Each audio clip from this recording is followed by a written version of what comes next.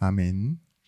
오늘 남을 살리고 또 세상을 살려야 하는 우리에게 주시는 기도 제목입니다. 어떤 제목이냐? 나에게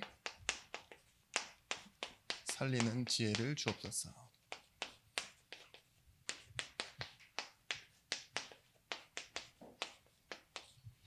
야고보서 3장 13절에서부터 18절의 말씀까지.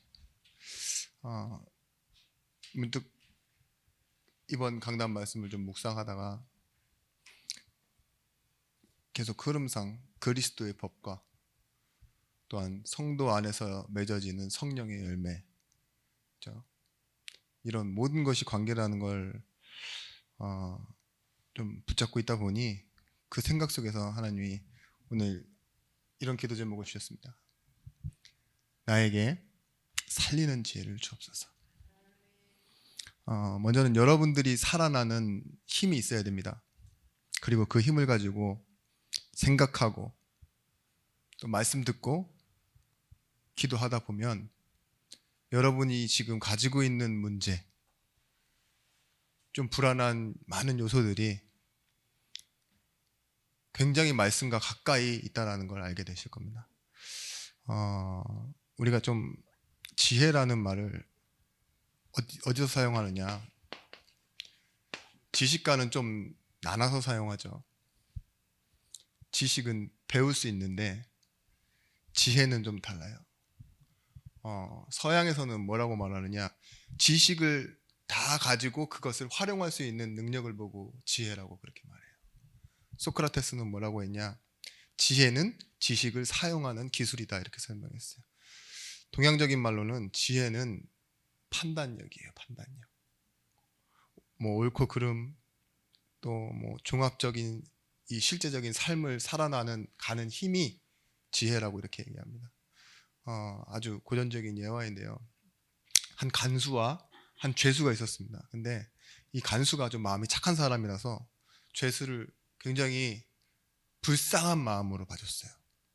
죄를 짓고 들어온 죄수임에도. 근데 자기가 생각할 때 이 죄수가 너무 무식해. 성격도 뭐 좀 그래요. 그런데도 불구하고 간수가 이제 이 죄인을 좀 불쌍하게 봐준 거죠. 그래서 좀 글을 배우면 좀 낫지 않을까 싶어가지고 글을 아주 열심히 가르쳐줬대요. 그리고 서로의 관계가 좋아졌겠죠.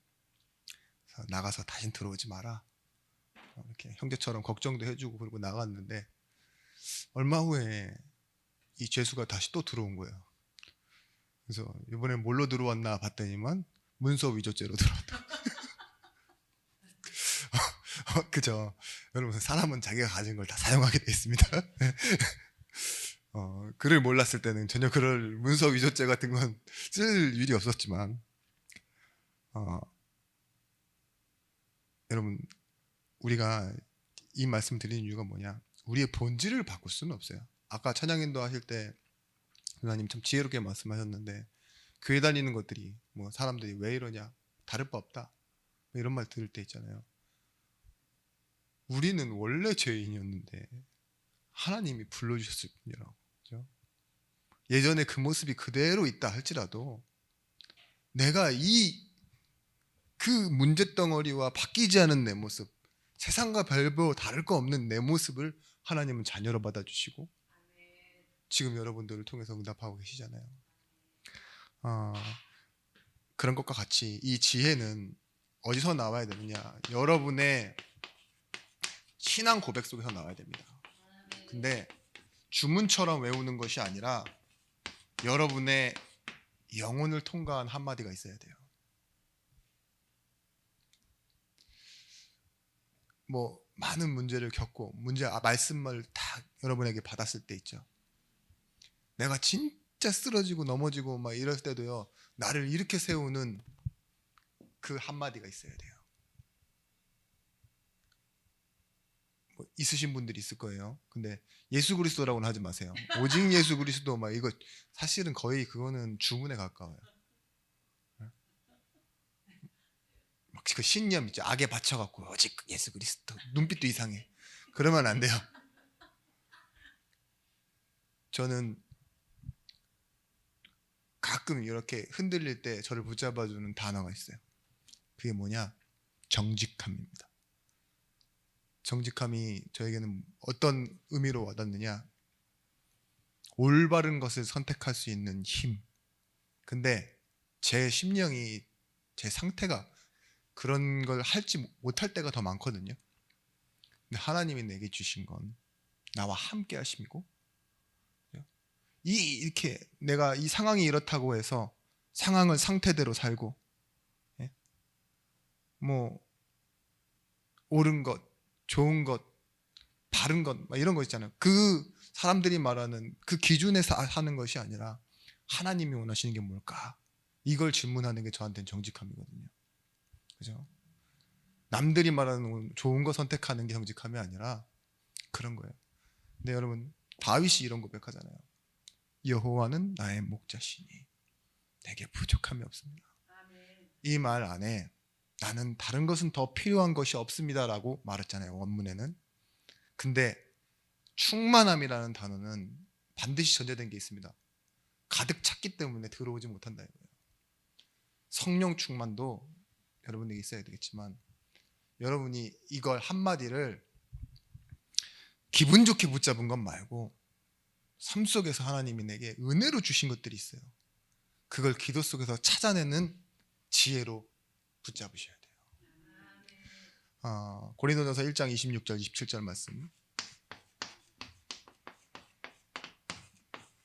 너희 중에는 부르심을 보라. 육체를 따라 지혜로운 자가 많지 아니하며 능한 자가 많지 아니하며 문벌 좋은 자가 많지 아니하도다. 그러나 하나님께서 세상에서 미련한 것들을 택하사 지혜 있는 자들을 부끄럽게 하시려고 세상에 약한 것들을 택하사 강한 것들을 부끄럽게 하시며 이는 아무 육체도 하나님 앞에서 자랑하지 못하게 하려 하심이라. 여러분, 이 말이 우리에게는 지금도 바울이 하는 말이에요. 고린도 교회에 있는 사람들이 그 미련함을 가지고 있다고. 그죠? 이게 나쁜 게 아니라는 거예요. 부르셨으니까 끝난 거라고. 그렇지만 자랑하지 못할 것은, 그 말은 진짜 자랑하지 말라는 소리가 아니라 너희가 이 일을 두고 진짜 감사해야 된다 이거예요. 너희의 상황과 환경과 조건이 어떤 하나님의 이유와 원인이 되지 않았다. 그죠? 그냥 오직 은혜일 뿐이다. 이걸 설명하고 있는 겁니다. 여러분, 명예로 사십시오. 가진 걸로 살고, 그래서 갖기 위해서 노력하는 삶이 아니라 이미 내게 주신 것 있죠. 이 정체성을 회복하는 응답이 있으시기 바랍니다. 그래서 여러분에게는 계속 역사하고 있는 것이 무엇이냐?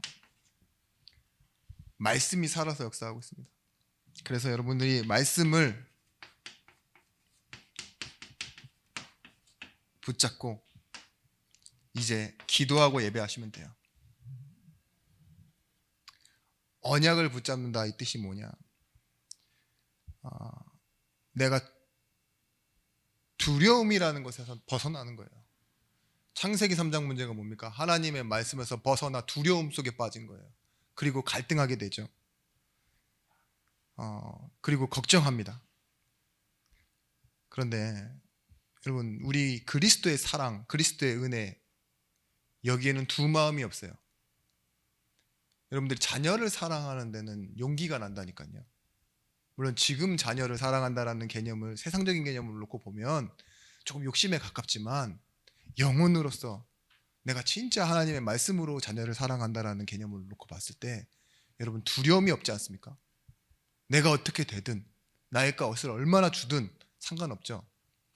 그런 것처럼 사랑은 그런 겁니다. 오래 참고, 뭐라고 하죠? 고린도전서 1장 17절 말씀. 믿고 바라고 참고 견딘다고. 모든 것을 믿고 모든 것을 바라고 모든 것을 참고 모든 것을 견디는데, 마찬가지예요. 우리가 말씀을 붙잡는다라는 게 단순히 외우고 있는 말씀을 불경처럼 그렇게 외우고 있는 것이 아니라 하나님의 사랑의 말씀에 붙잡히는 겁니다. 나를 향한 하나님의 말씀, 거기에 내가 붙잡히는 걸 보고 붙잡는다라고 말해요. 여러분 에베소서 1장 17절 19절 말씀에도 우리 주 예수 그리스도의 하나님 영광의 아버지께서 지혜와 계시의 영을 주사 하나님을 알게 하시고 너희의 마음의 눈을 밝히사 그의 부르심의 소망이 무엇이며 성도 안에서 그 기업의 영광의 풍성함이 무엇이며 그 힘의 위력의 역사하심을 따라 믿는 우리에게 베푸신 능력이 지극히 크심이 어떠한 것을 너희로 알게 하시기를 구하노라. 창조주 하나님의 부르심의 소망, 그 힘의 위력과 영광의 뭐라고 하죠? 그 영광의 풍성함이 무엇인지 우리에게 알게 하신다고. 그래서요, 오늘 이 야고보서 3장 몇 절이죠?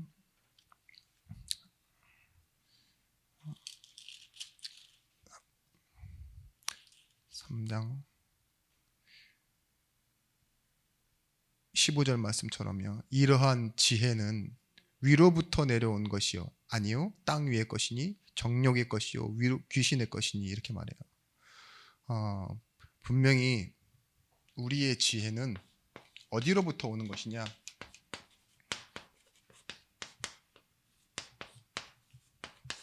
위로부터 오는 지혜입니다. 지혜는 뭐라 했죠? 지식, 그것이 합쳐지는 거라 그랬잖아요. 합쳐지고 그 가운데서 최고의 것이 나오기도 하고 또 그것으로 인해서 전달되어지는 걸 보고 지혜라고 하는데, 우리는 함께 하시는 하나님이 우리의 지혜입니다.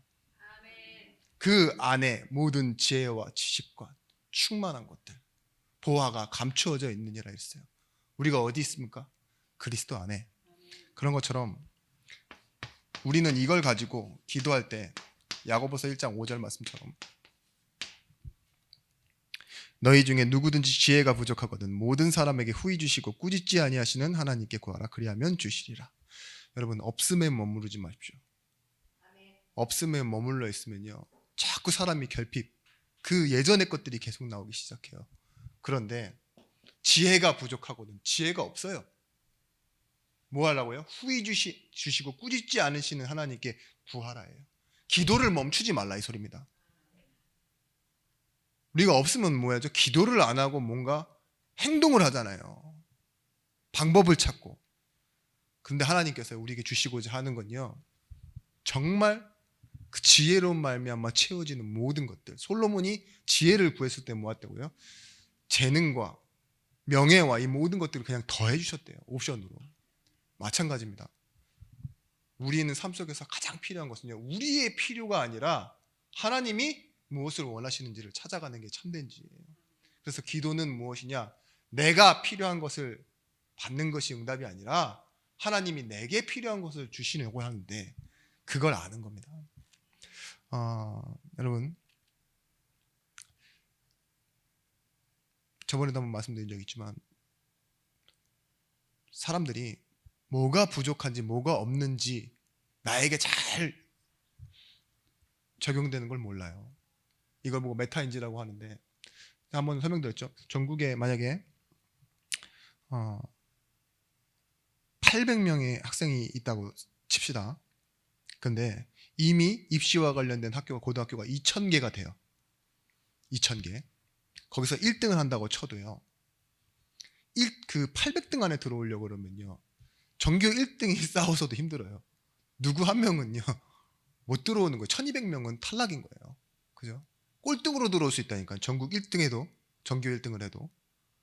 그래, 경쟁으로 놓고 보면 그래요. 근데 이 많은 아이들을 모아놓고서 한 가지 실험을 했는데, 그게 뭐냐? 아주 뛰어난 0.1%에만 나타나는 거. 설명할 수 있는 지식과 설명하지 못하는 지식이에요. 그걸 통해서 알 수 있는 건 뭐냐? 내게 있는 필요, 그러니까 내가 얼마만큼 알고 있고 무엇을 모르는지에 대한 메타인지라고요. 근데 사람들이 착각해요. 이건 알고 있고 이건 모르고 있고 이거를 구분을 잘 못하는 거지. 그럼 어떤 현상이 일어나는 줄 아십니까? 공부한 걸 계속해요. 아는 것도 계속 봐요. 우리 옛날에 그랬잖아요. 근데 진짜 공부 잘하는 애들 그 특징이 뭐냐? 아는 건 넘기고 모르는 것만 계속 공부해요. 이게 뭘까요? 여러분, 믿음에도 메타인지가 필요합니다. 그게 뭐냐? 여러분들은 믿고 알고 있는 것만 고집스럽게 종교 생활해요. 할 수 있는 것만 해. 그죠? 아니, 우리 있잖아요. 권사님, 예수는 그리스도예요. 말라! 막 귀찮아해요. 그런데 새벽 기도는 계속 나와요.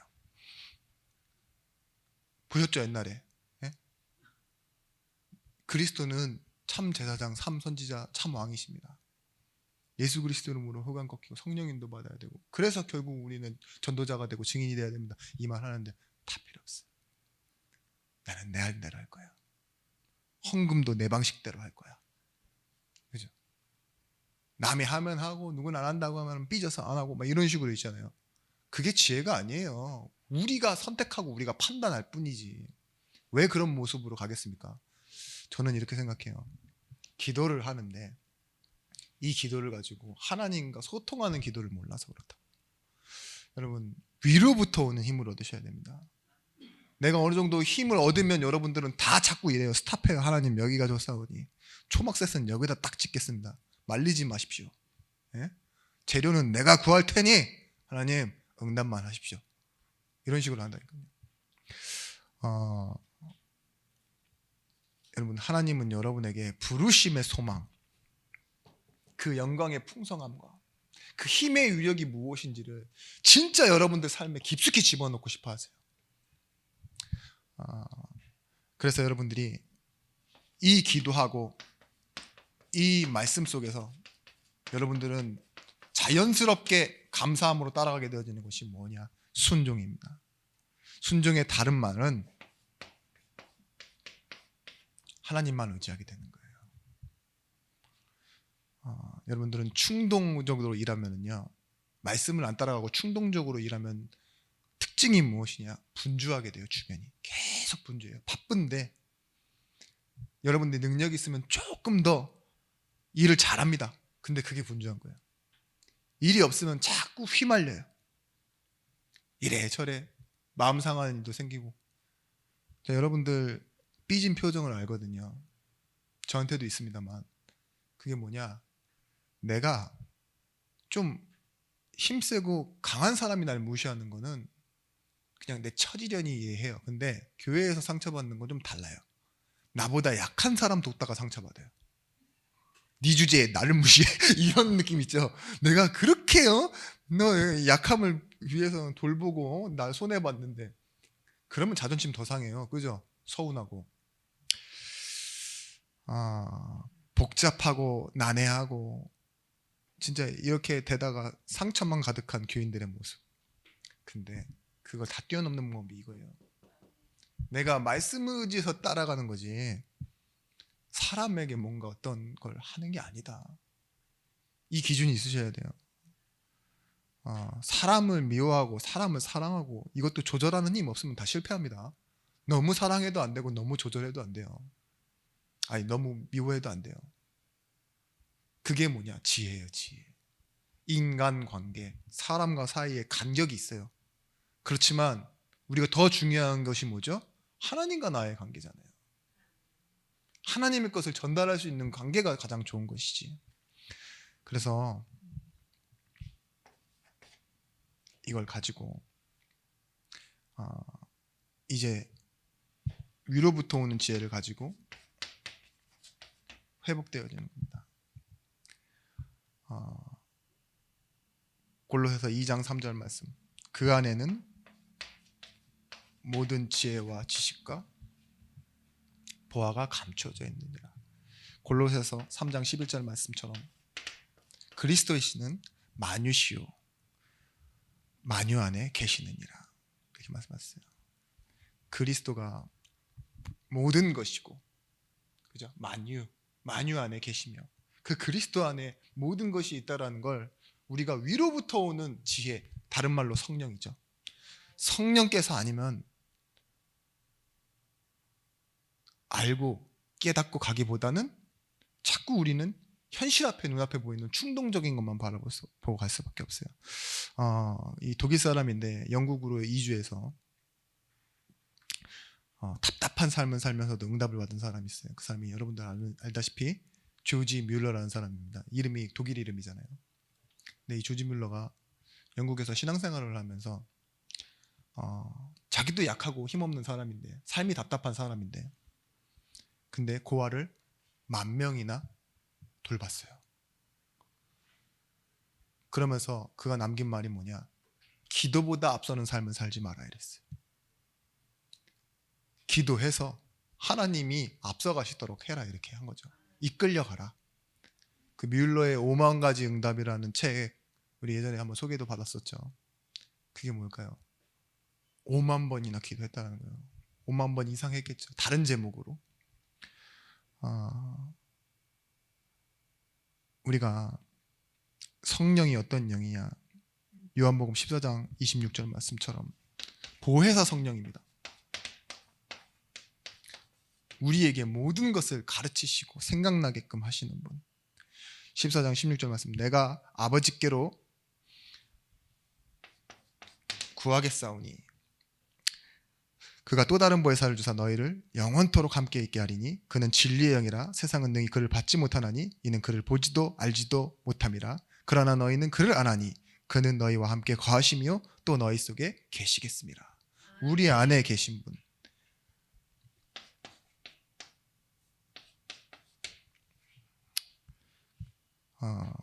오늘 말씀이 야고보서가 행위의 서신이라고 말하는 사람들이 많아요.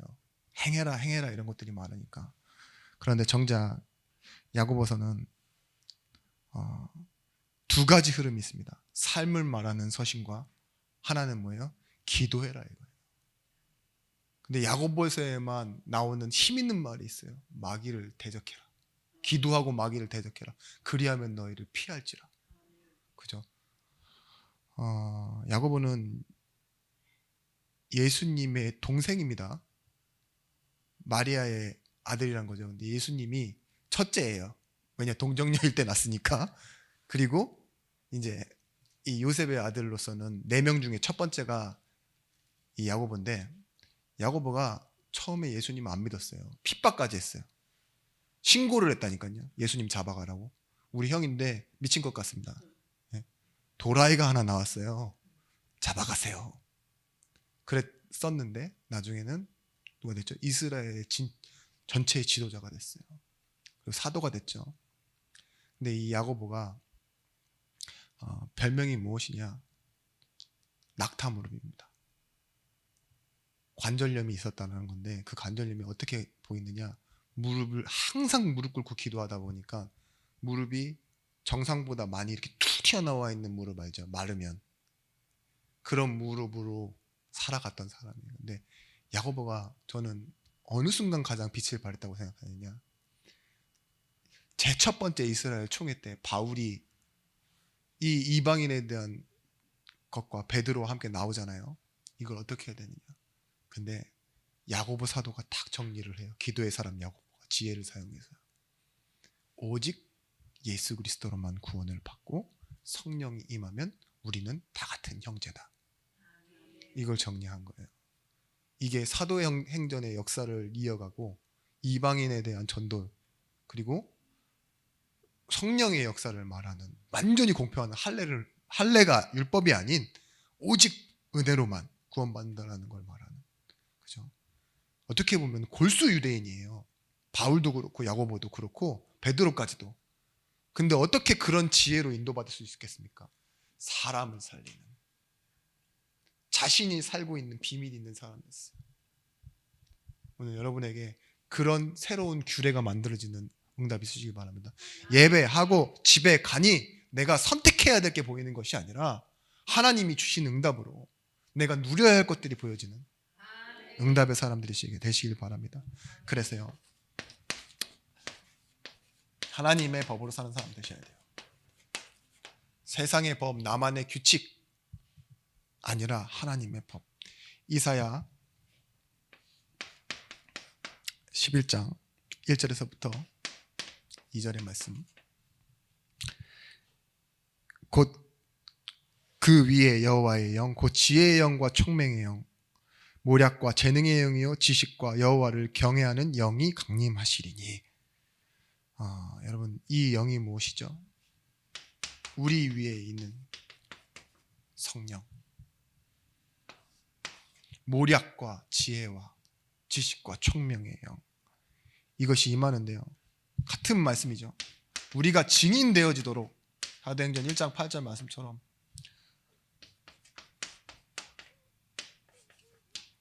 권능을 받고 땅끝까지 이르러 내 증인이 되리라. 출애굽기 35장에 보시면은 브살렐과 오홀리압이라는 사람이 나와요. 이 사람이 어디 지파냐? 유다 지파와 단 지파의 사람인데 하나님이 여호와의 영을 부어주신다고 말해요. 그에게 충만하게 하여 지혜와 총명과 지식으로 여러 가지 일을 하게 하시되. 진짜 사역은요, 성령 충만과 권능은요, 여러분들이 입을 떼어서 예수가 그리스도라고 막 전달하고 다니는 것만 성령 충만이 아닙니다. 이들이 성전 짓는데 하나님이요, 기술자에게 성령의 충만함을 주셨다고 말하고 있어요. 그죠? 내가 내 일을 잘 하는데도요, 하나님은요, 영역이 없어요. 아니면 여러분들 신학하셨어야죠. 그게 아니에요. 설거지를 해도 그것이 복음을 위해 할 수 있는 거예요. 아멘. 여러분들이 남이 하기 싫은 일, 굳은 일을 막 찾아서 한다고 해서 그게 성령 있는 거 아니에요. 하나님이 원하시는 일을 두고 마음속에 두고 무엇인가를 향해서 움직이고 인도받을 때 하나님은요, 그 일에 응답하세요. 우리가 알다시피 존 워너메이커, 백화점 왕인데 이 사람이 처음 시작했던 게 뭐예요? 청소부잖아요. 청소부에서 최신부장관까지 될 때 그의 소원은 단 하나였어요. 주일학교 교사라고. 소원까지는 아니겠죠. 근데 예수를 믿고 자기가 붙잡았던 사명 하나를 가는데 하나님 성령 충만을 주시는 거예요. 여러분, 하나님의 법이라는 건 뭐냐? 언약을 따라가는데 시편 1편 1절에서부터 6절 말씀에 복 있는 사람은 악인의 꾀를 따라가지 않을 지혜가 있습니다. 시냇가의 심은 나무처럼 우리의 복은 어디에 서 있느냐예요. 하나님 나라에 소속되어져 있는 것. 여러분, 그 운동을 잘하려면 가장 중요한 게 뭔지 아십니까? 위치 선정이에요. 자세와 위치 선정, 그게 가장 중요하고요. 축구 선수들도요, 달릴 때 보면 무슨 데서 차이 나냐? 위치 선정이. 공이 오는데 김민재 선수가 막 달려가다가 이 한 선수랑 딱 부딪히는데요, 어깨로 부딪히는 게 아니더라고요. 다리로 민다 그러더라고요. 그러니까 이 김민재 선수가 다른 사람, 운동 선수들 다 데리고 나와서 탁탁 미는데요, 다 밀려나가요. 유재석도 한번 딱 밀려나가더니 막 놀래더라고요. 왜 그러느냐? 위치 잡는 거예요. 위치. 마찬가지입니다. 장사를 해도 어디가 중요해요? 위치가 중요해요. 교회를 해도 위치는 좀 중요한 것 같아요. 우리 교회 이거 지금 여기 3층 때문에 굉장히 오해를 많이 받는다는데 응답 받아야 될 것 같아요. 근데 뭐예요? 내가 어느 자리에 서 있느냐, 특히 영적으로 내 포지션이 어디냐, 이걸 놓치지 마세요. 계속 자꾸 속는 게 자존심 때문에 내가 엄마인데, 내가 여잔데, 내가 평생을 몇 년을 살았는데, 내가 뭘 얼만큼 했는데, 그런 위치에 서지 마시고 하나님의 나라, 그죠? 주기도문 할 때 뭐죠? 나라의 임하옵시고, 그걸 내가 찾고 지금 구할 수 있는 위치에 내가 있다는 걸 잊지 마세요. 사망의 음침한 골짜기에 있을지라도 내가 해받는 것을 두려워하지 않을 신분과 위치를 가진 사람이 나라고요. 그 복을 회복하시기 바랍니다. 요셉은 가정에서, 모세는 시대를 통해, 다윗은 사람을 통해 갈등을 겪었죠.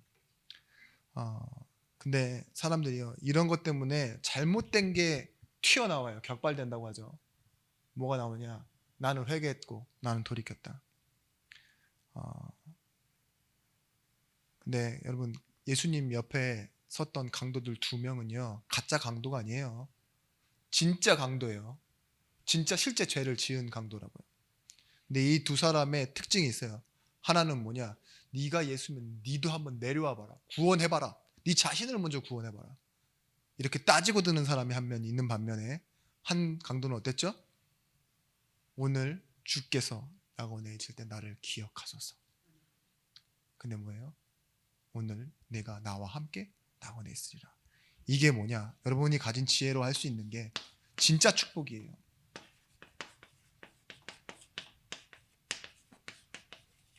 영접함의 축복을 가지고 가는 거예요. 예수를 영접한 것, 그게 첫 시작이었고 우리의 삶 속에는 날마다 하나님의 일을 받아들이는 거예요. 지금도 하나님은 일하고 계십니다. 그래서 모든 것을 받아들일 수 있는데 이걸 보고 뭐라 그러느냐? 주인 되신 그리스도. 이를 인정하고 삶을 살아가는 겁니다. 통제권, 우리의 운전대를 하나님 앞에 내어 드리는 거예요. 다윗이 죄를 짓고 나단 선지자를 만나서 이렇게 얘기해요. 하나님이여, 내 속에 정한 마음을 창조하시고 내 안에 정직한 영을 새롭게 하옵소서. 나를 주 앞에 쫓아내심 하시며 주의 성령을 내게서 거두지 마소서. 주의 구원의 즐거움을 내게 회복시켜 주시고 자원하는 심령을 주사 나를 붙드소서. 이 앞전에 무슨 말이 나오죠? 우슬초로 나를 정결케 하시고 그 주의 지혜를 내게 은밀히 가르치시리로다. 지혜가 생긴 거예요. 다윗이 드디어. 그것이 뭐예요? 하나님께로 돌이킨 거예요. 그리고 이걸 내어드리기 시작한 겁니다. 자기의 상황을 받아들였어요. 하나님, 나 이제까지 잘했잖아요. 좀 봐주세요. 이게 아니에요. 나의 주인이 되어 주옵소서. 나를 정하게 하옵소서. 깨끗게 하시면 내가 깨끗하게 되고 희어질 것입니다. 그럴 뿐만 아니라 내 안에 전에 없던 정직한 영을 새롭게 하옵소서. 계속 고백하잖아요. 난 어미 중에서 뱃속에서도 난 죄인이었습니다. 자신의 자리를 찾아간 거예요. 드디어. 그 전까지 다윗은요, 자신이 잘한 것으로, 못한 것으로, 때로는 모르는 것들로 그냥 답없이 살았을지 몰라요. 근데 여기서 확정하는 겁니다. 나의 주인은 그리스도이십니다. 여러분, 찾아가는 것이 아니라 따라가는 겁니다. 어떻게 따라가는 거냐? 사도행전 6장 7절 말씀처럼요. 교회 안에 큰 문제가 생겼는데요. 히브리파, 헬라파 갈등과 분쟁이 일어났을 때 사도들이요, 성령과 지혜가 충만한 중직자 7명을 세웠다 그랬어요. 그 문제를 해결하려고 했던 게 아니에요. 우리의 응답은 무엇이냐? 하나님과의 관계예요. 하나님과 소통하는 사람 7명을 세웠더니 뭐예요? 여기서 이렇게 나와요. 말씀은 흥황하여 세력을 얻고 허다한 제사장의 무리가 이 도에 복종하더라. 지금 돌아가서 뭐 해야 되느냐? 집에서 내가 가장 많이 해야 될 거, 인정받으려고 하는 게 아니에요. 하나님의 의, 오직 의는 믿음으로서 말미암아 살리라.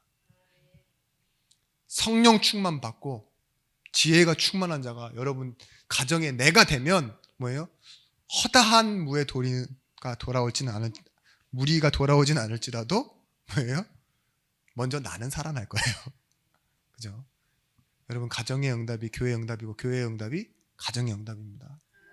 한 군데서만 받지 마시고, 예, 이 교회와 가정이 한 곳이라는 응답 받으시기 바랍니다. 그래서요, 모든 것을 받아들이는 힘이 뭐냐? 주권입니다. 영적인 비밀. 하나님이 하신다라는 걸 믿으면 영적인 힘이 나오게 돼 있어요. 수용도 할 수 있고 용서도 할 수 있습니다. 모든 선택과 상황과 시간과 장소와 사람 가운데서 여러분 영적인 힘을 얻으셔야 돼요. 모세가 마지막 시편 하나를 써요. 시편에 모세의 시는 한 편입니다. 90편. 근데 이렇게 얘기해요. 90편 10절 말씀에 우리의 연수가 70이요 강건하면 80이라도 124를 살아놓고서 그렇게 할 말은 아닌 거죠. 예? 광야 40년, 왕국 40년, 광야 40년, 광야 40년. 근데 모세는 알고 있어요. 평균이 어떤지. 근데 그 연수의 자랑은 수고와 슬픔뿐이요 신속히 가니 우리가 날아가나이다. 110년을 살고 이제 느끼는 게 뭐냐? 인생은 진짜 짧구나. 날아가는구나. 감이 안 오시면요, 여러분 10대 때 했던 그 뭔가 즐거웠던 순간을 한번 생각해 보시고 살짝 눈 감았다가 떠보세요. 징그러울 거예요 아마. 어떻게 이렇게 시간이 빨리 갔는지. 그리고 잠깐 숨 막힐 거예요. 내가 이제 곧 하나님 부르심 받겠구나, 이런 생각 안 드세요? 네. 날마다 너무 바쁘게 살면 그런 게 없어요. 먹다 지쳐 잠이 들고 그러면은 잘 몰라요. 맨날 잠 안 와서 멜라토닌 먹고 이러면 내가 잘 몰라요. 에이 지겹다 이러지. 근데 구름 기둥 불 기둥을 보내신 하나님, 반석에서 물을 주신 하나님, 40년간 만나를 먹이신 하나님, 죽을 사람을 위해서 왜 그렇게 베푸셨습니까? 이게 결론이에요. 어차피 다 죽을 인생, 불신앙하다가도 죽고 가나안 가서도 죽고 어차피 다 죽을 건데 하나님 왜 그토록 끔찍하게 넓은 사랑으로 하나님 나를 사랑하셨습니까? 이 질문이 들어와 있는 거예요. 그러면서 신명기 8장 2절 말씀처럼 뭐라고 하죠? 마침내 복을 주려 하시며더라. 하나님의 계획과 목적은 하나예요. 우리는 가나안 가다가 지쳐 죽고, 그죠? 가나안 가서도 싸우다 죽고, 그리고 가나안에서 의미 모르고 죽을 텐데 그게 인생으로 보았던 거예요. 그런데도 불구하고 뭐예요? 하나님은요, 하나님의 구원의 완성과 놀라운 큰 계획을 이뤄가고 계십니다. 여러분, 우리는 참 잊고 살아요. 무엇이 좋았었는지도, 무엇이 그렇게 끔찍하게 싫었었는지도. 그런데 우리의 결정과 실수와 실패들, 많은 것들이 우리 삶 속에 다 들어있죠. 그렇다 할지라도 여러분, 지혜를 가지고 생각해 보셔야 돼요. 하나님의 계획은 우리가 망가뜨릴 수 없어요. 하나님의 계획은 우리가 그것으로 인해서 수정하거나 보완할 수도 없어요. 그죠? 내가 잘해서 잘 이루어지고 못해서 못 이루어지는 게 아니에요. 영광을 가릴 수 없다고요. 예중교회, 여러분의 인생에 있는 하나님의 영광은 우리가 손볼 수 없는 겁니다. 왜냐? 하나님이 하시고자 했던 하나님의 능력이요 계획이기 때문입니다. 그래서 기억하십시오. 고린도전서 2장 12절 13절 말씀 뭐라고 말합니까? 누구든지 그리스도가 아니고서는 하나님을 알 수가 없다고. 예수의 영을 받지 아니하고는 하나님으로부터 온 영을 받았으니 이는 우리로 하여금 하나님께서 우리로 은혜로 주신 것들을 알게 하려 하심이라.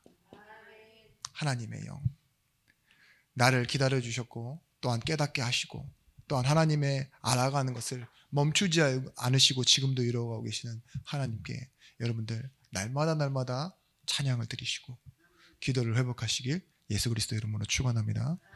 기도하겠습니다. 하나님, 우리에게 나를 살리는 지혜의 영 성령으로 충만하게 하여 주시옵소서. 이 성령의 충만함을 가지고 가는 모든 현장에서 하나님의 계획을 보고 하나님의 이뤄가심을 말하는 증인의 삶을 살아가기를 원합니다. 오늘 기도에 쳐서 우리 가정으로 돌아갈 때 그곳에서도 하나님이 함께 하시는 비밀이 누려지고 기도할 때 지혜와 또한 그로 인한 치유와 또한 그로 인한 회복과 능력들이 우리 삶 속에 예배로 회복되어지길 기도합니다. 이제는 만왕의 왕이 되신 예수 그리스도의 크신 은혜와 독생자를 주신 하나님의 사랑과 성령 하나님의 감화 감동 내주의로 충만 교통하심의 은총이 말씀 가지고 현장으로 가는 모든 증인들 제자들 머리 위에 그리고 이들이 속한 가정과 일터 위에 이제로부터 영원토록 함께 있을지어다. 아멘.